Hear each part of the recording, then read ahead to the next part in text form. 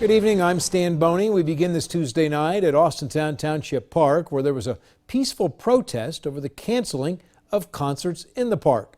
The protest was led by members of the band Blue Siren, which were supposed to play in concert this evening at the park. About 150 people joined them, all of them socially distanced. Late last week, the Ohio Department of Health informed Austintown trustees that the concerts violated the state's mass gathering law, and they must be shut down. I mean, there's certain things that I do understand if they shut down. Or this is not one of them. And it's just like the decision was made without even coming here, without even being at a concert in the park here. The musicians of the band did walk around and played acoustically. Neither the township or the park, though, provided any of the sound equipment. Now, the canceling of the concert started with an email from a woman to the Mahoning County Health Commissioner claiming he was not keeping the best interest of healthcare workers and the community in mind. Eventually, that email was made public, and now the woman says she's being harassed. Reporter Jacob Thompson is live in Austintown with what happened.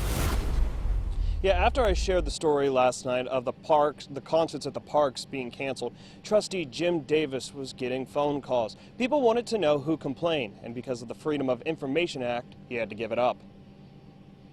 Austintown trustee Jim Davis made a Facebook post last night. The post said anyone who wanted the email complaint about the music in the park is available because it's public record. It led me, after receiving a couple of phone calls, to say, okay, well, if people are going to start calling me, then I'm just going to tell people how they can obtain it.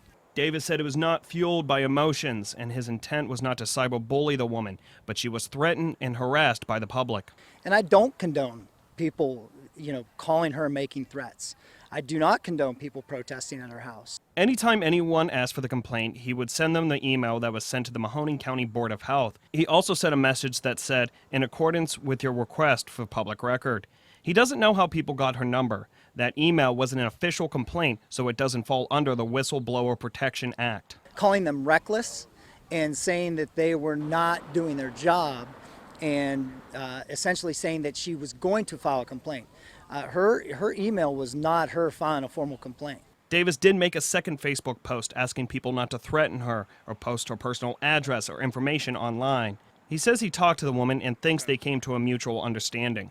We understand the severity of this disease. We have to find a way to live with it. And we need to find safe ways to continue our life. And trustee Jim Davis tells me that he doesn't regret making the Facebook post and says it's his job to answer the public's questions.